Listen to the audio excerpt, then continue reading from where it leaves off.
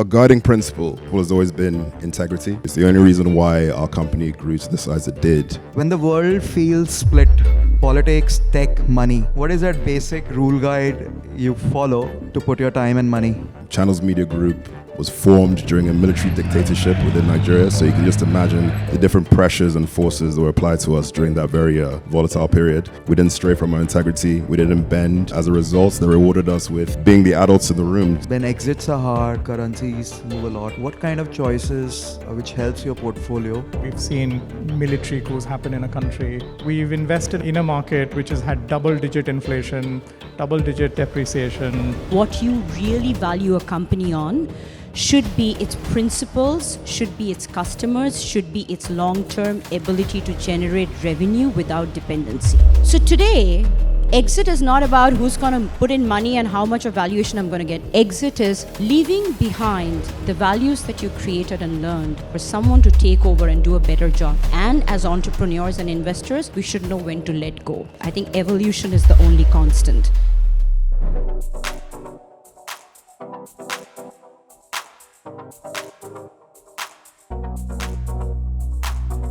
Our next panel is a really interesting one, and it's brought together in collaboration with 256 Network.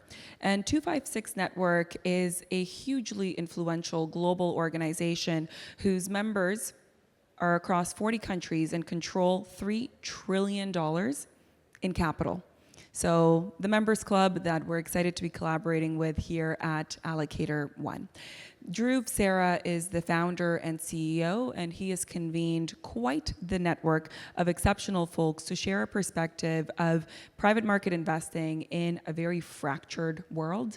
And so you will hear POVs from both the West as well as the Eastern side of the world. So with that, Dhruv, we're super excited to have you here on the stage alongside with your fellow panelists. So come on up.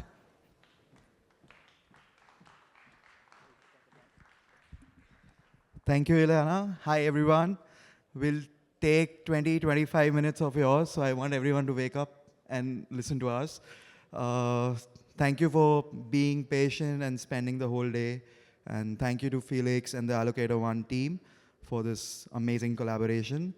I'll just quickly call my other panelists. I'll start with Shom Datta Singh, founder of Asidus Global. She's a serial entrepreneur, investor, best-selling author, and philanthropist who founded Asidus as a third venture a few years back. And she also runs a family office called Kalma Holdings, where she invests in tech, real estate, and multiple other things. So Shom, please take a seat. My other guest is Mr. Chirantan Patnaik. He's a director at British International Investments. He's a director of venture capital and technology at BII, is one of the DFIs based in UK. And Chirantan focuses on South Asia and Africa as a market for the investment side. My other friend and of course, one of our members is Toby. Toby comes from Channels Media Group from Nigeria. He's a strategic leader for Channels TV Group, overseeing the organization's comprehensive growth initiatives. And of course, he manages his family office, investment portfolio, and corporate development strategies across Media Group.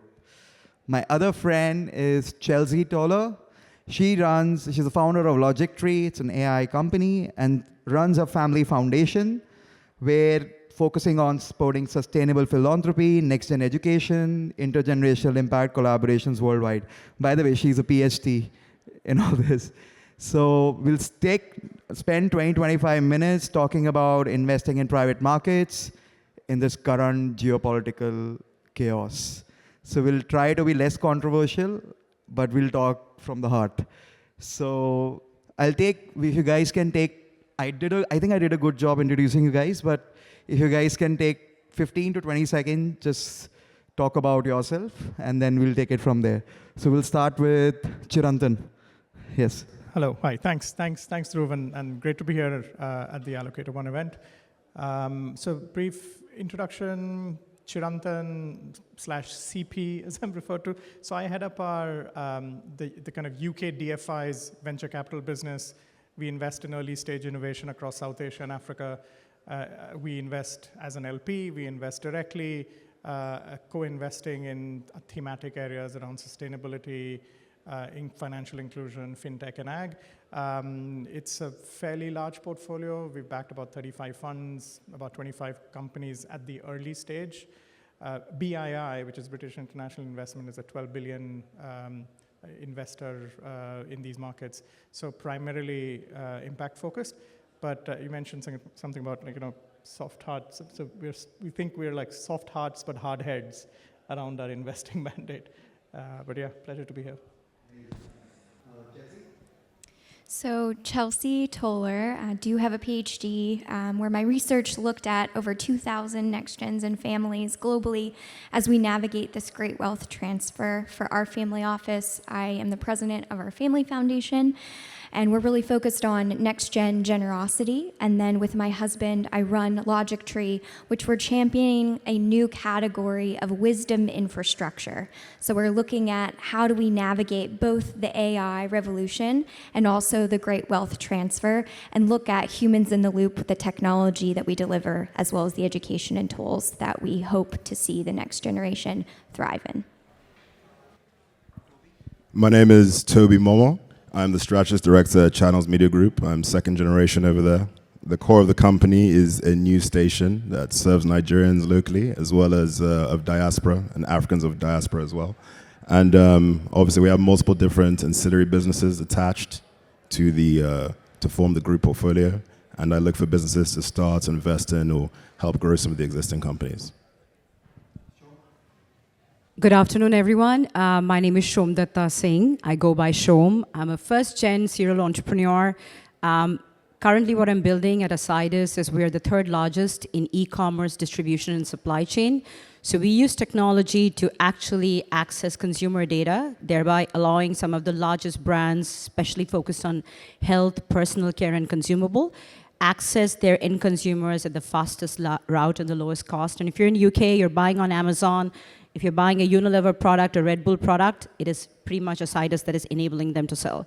But my passion is investing, and that's how I know Dhruv, and I'm a part of the 256 network. I have a family office. We've done about 78 plus investments, direct investments in consumer, health tech, media tech, and a big portfolio of real estate. We're doing a lot of work in around longevity. That's something that Dhruv and I are collaborating on, and many more. It's an absolute pleasure being here. But I think one thing with Dhruv, which Dhruv said about investing in this geopolitical environment, I think this is the best time. If you're smart, you can make a lot of money, because somebody's adversity is always your opportunity. Absolutely. And I think we'll start. Before we start, at the back, can you please be silent? It's a lot of noise coming from the back. Shom, like, yours is a cross-border brands distribution business. In the current scenario, I know there are some issues on the shipping side, with the trade is going down, with the whole tariff scene. What is your take on that? And how are you blending and meddling with that? It's a great question you ask, and I think it's on everyone's mind and everybody's TV channel, is Trump's adverse tariff strategy really impacting the East? I think it's pushing the East to come together to figure out that there is way more opportunity, given that we control the largest population in the world and the biggest youth population, that you really don't, you can't really budge down India to think that you're going to, hard muscle India into accepting things. But what you'll be surprised to know, given that we work with the largest Indian consumer brands and we sell them in the United States, like Dabur, Himalaya, Haldiram, and so on, the sales have surged because nobody knows what Trump is going to do next. You never know if he's going to make the tariff 100%. So when it was 10%, people were actually buying more, stocking more. Since it's gone 50%, especially we've seen with a brand called ITC, Ready to Eat, people have started buying more because they don't know what's going to happen. But what has made these brands look is beyond United States. Today, GCC is one of the biggest emerging economy. E-commerce is still relatively new, huge buying power, great repeat purchase. Latin America, there's an insane consumer buying behavior that is demonstrated in Latin America. So I think sometimes adversity, like I said, is an opportunity. We've seen increased buying behavior. The hard part is that the consumers are the ones that are going to absorb the tariff. It's not the brands. So the segments that have gotten impacted is the B2B, but B2C has seen a surge. But yeah, means I think India is looking inward and also leveraging East. And with the recent summit between China, India, and Russia, Russia is becoming another economy where Indian brands are exploring going there. So I think great opportunities. Perfect. Toby, part of the media group, grown up building your father, building a media group. When the world feels split, politics, tech, money, what is that basic rule guide you follow or try to follow to put your time and money? So our guiding principle, I guess, is what you're looking for there. So our guiding principle has always been integrity. And I know that seems like a sort of moral platitude, but really it's the only reason why I'm here today speaking with you. It's the only reason why our company grew to the size it did. Channels Media Group was formed during a military dictatorship within Nigeria, so you can just imagine the different pressures and forces that were applied to us during that very volatile period. And, our viewers, the Nigerian populace, they got to see our reaction to that. And we didn't stray from our integrity, we didn't bend. And as a result, they rewarded us with being the adults in the room to an extent. They look at us as a part of the tapestry of truth that they're getting their information from. And that in turn allowed us to be a more resilient company and led to our growth.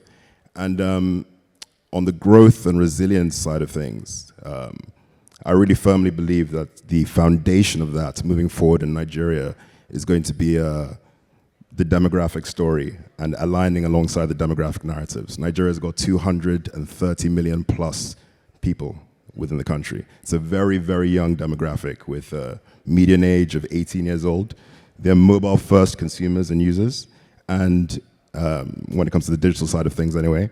And as a result, we make sure we position ourselves in sectors that will allow us to really leverage and grow alongside the youth adoption curve in the future. Different things like payment infrastructure being attached to there, telcos, fintechs, any sort of mobile-orientated technologies we try and align ourselves with, as well as increased localization of supply chains. So in the same way India is starting to look inward, Nigeria is also following suit. There's quite good learning points that we took from the whole FX devaluation side of things in Nigeria in 2023 and 2024, where the Naira devalued very heavily 2 years in a row, and it led to a lot of capital flights on the commercial side. It led to GSK, Procter & Gamble, some of the very big manufacturing firms shutting down and closing up shop. But the real learning that we took from it was that those that remained in the space and the local contributors, they grew in resilience because they looked inwards and they started to find raw materials locally and managed to offset some of those importation costs. So we took that on as a learning for our company, put that out group-wide, and made sure that we have options when it comes to these different pressures that affect us in the market.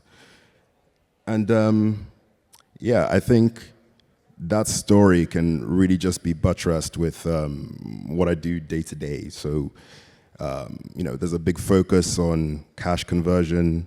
There's a big focus on building those networks internally to allow for a level of diversification and optionality.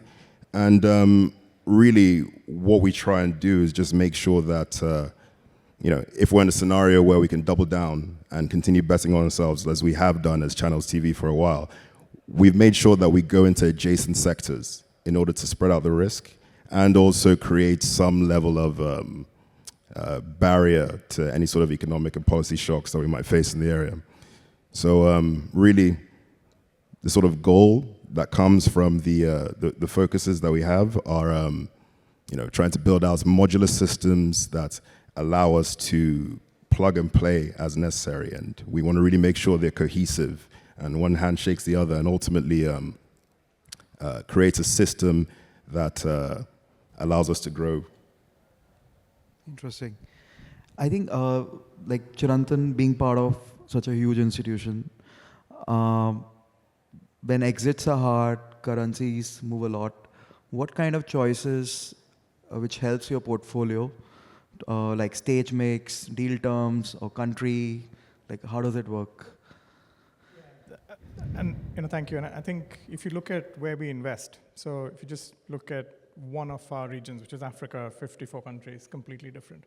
If you think about the other side, which is South Asia, of course you have India, Pakistan, Bangladesh. So we have been operating in these markets for a very, very long time. We've seen military coups happen in a country.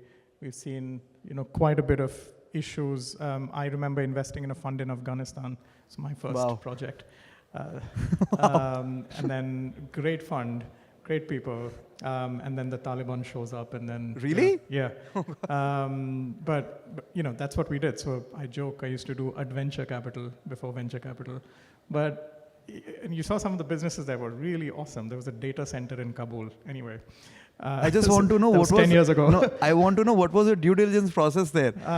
Did you go? Yes. You went to Afghanistan? And carpet shopping. Lovely. But, that's another story. But I think, so when you see all of that, you start to realize, and tariff shocks are not new in these markets. I mean, you were speaking about FX in Nigeria. And so it's part and parcel. I think what is very, very peculiar about our markets that at least we invest in is the founder resilience is just another level because they've all grown up with challenges and issues. And so for us, company selection, fund manager selection doesn't really change. We have to look for some of the key things which creates alpha. And I think one important thing here is in some of these markets, you have to be local as well. And we've increased that. We have more on-the-ground teams, whether it's in Lagos, Mumbai, Egypt, Cairo, everywhere.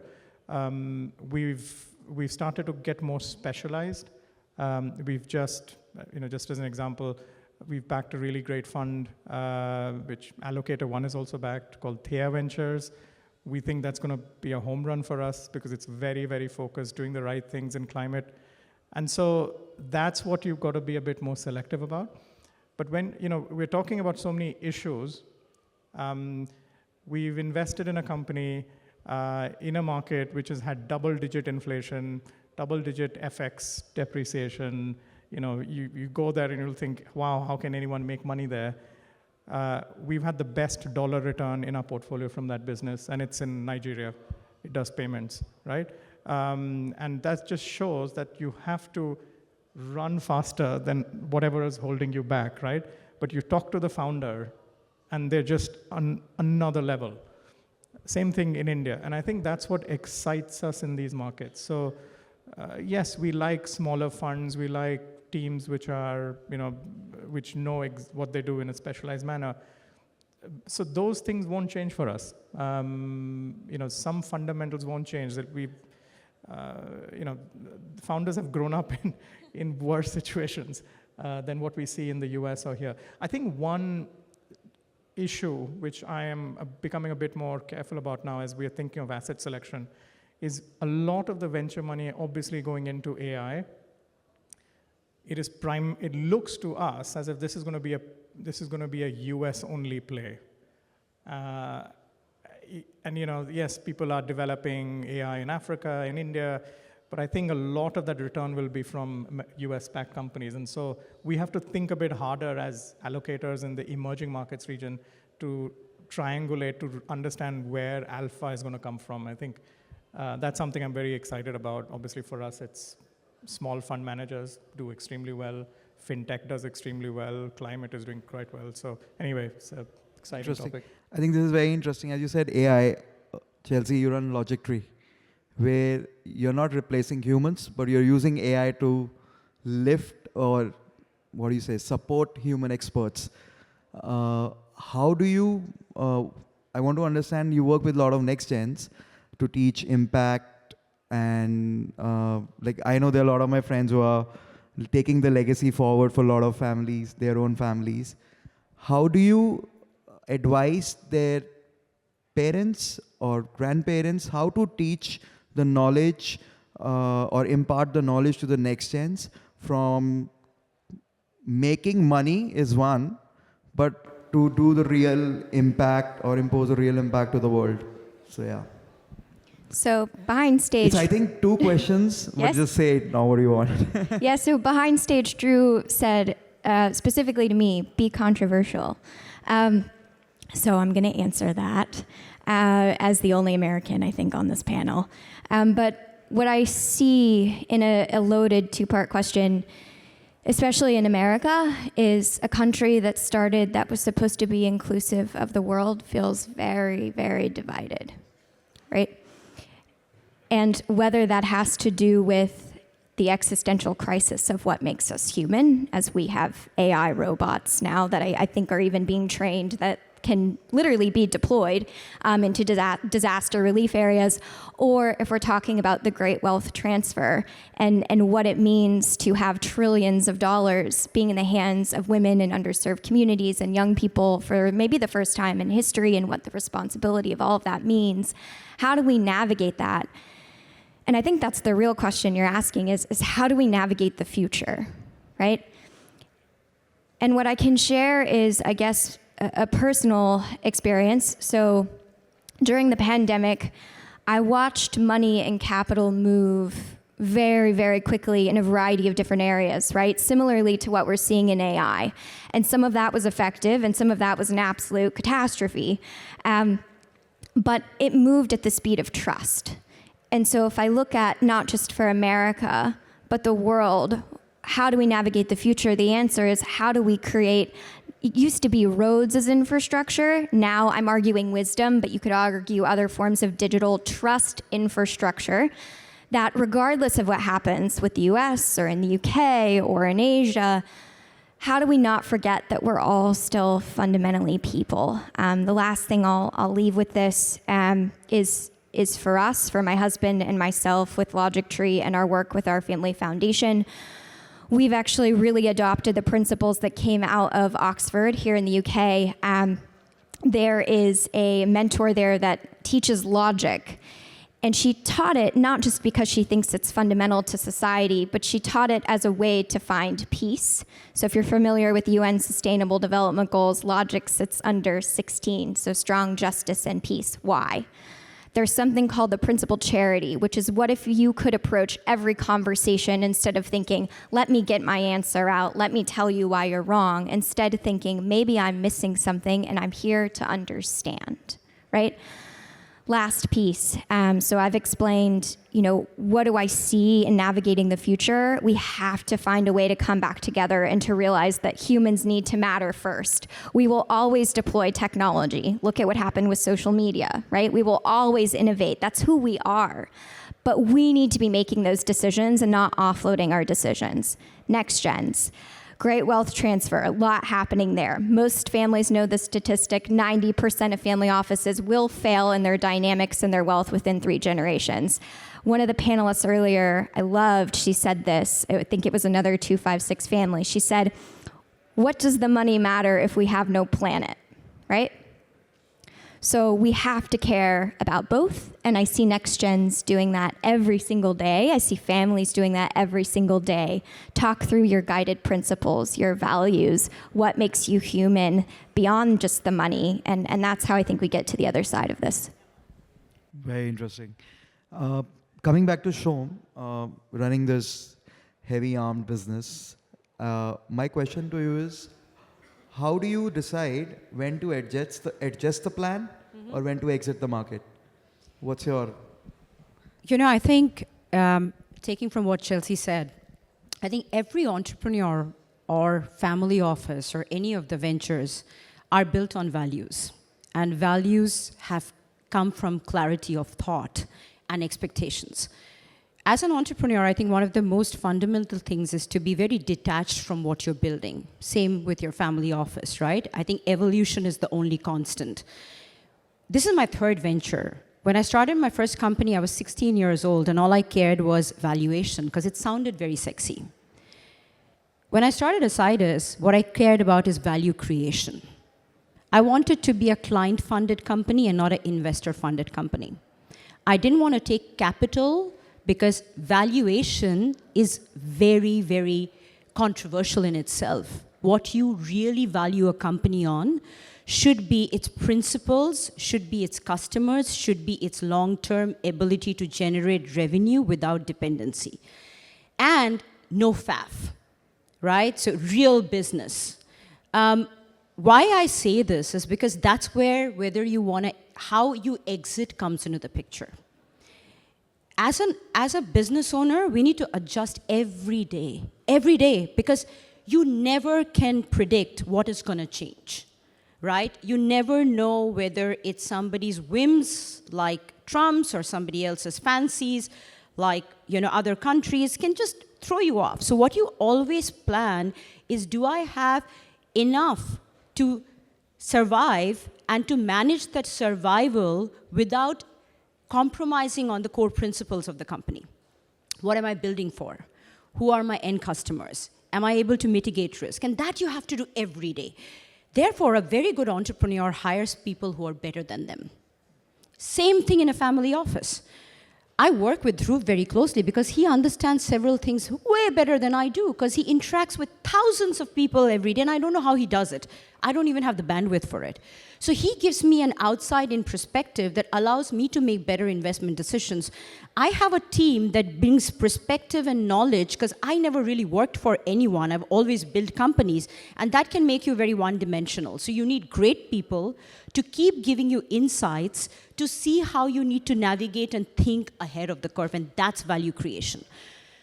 So today, exit is not about who's going to put in money and how much of valuation I'm going to get. Exit is about, when is the market right for me to either sell the company or take it IPO or give all my investors a great exit.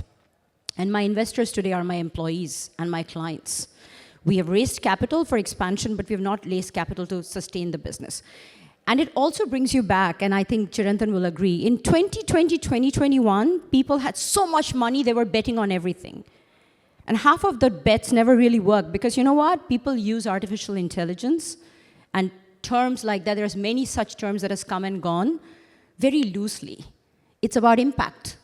What you do with it is what matters. So at the end of the day, exit is leaving behind the values that you created and learned for someone to take over and do a better job. And as entrepreneurs and investors, we should know when to let go. That is the biggest value that you can bring to anything that you're building, the art of letting go. Thank you. Oh, thank you, Shom. I think before we wrap up, take 15 seconds each. What are you most excited about? Where are you investing your money? I know you only invest in your business. But yeah, just let's start with Chirantan. Yeah. I can only invest in emerging markets, but I'm privileged to only invest in emerging markets. Some of the best ideas and best returns and entrepreneurs have come from there. But I am excited about the fact that about 3 trillion capital. So for them to kind of come into these opportunities. No, we don't manage, our members manage. Toby? What I'm most excited by is the potential of Nigeria, ultimately. Because the demographic story that I mentioned, a lot of the investor class don't really get to see it as aggressively in the West as they do in the East. And I think now that it's becoming more and more to the forefront and people are understanding that story on a much deeper level, you're getting situations like Money Points going with the BI guys, and excellent results coming from that. So I'm excited for that trend, and I hope it continues. So we're lucky to have great partners. We partnered with 5IR Ventures, first-time emerging fund managers, and Public out of UNGA, which is focused on country leaders as well as family offices. Together, we are rolling out Logic centers across 90 countries. London is on our list, so if anybody wants to help with that. These centers will focus on next-gen intergenerational education, AI readiness, human expertise, and navigating the future. Because in the interest of time, we are done. I think what I'm really excited about is health and human connections. The fact that we're all here, we're able to reconnect, and it's not happening through technology, shows that we are still real and there's still hope. And whatever you do, don't take your health for granted. Because one fine day, you're going to look back and think, what the hell did I spend my time and money on if I don't have health to enjoy it? So that's what I'm excited about. Thank you. Thank you, everyone.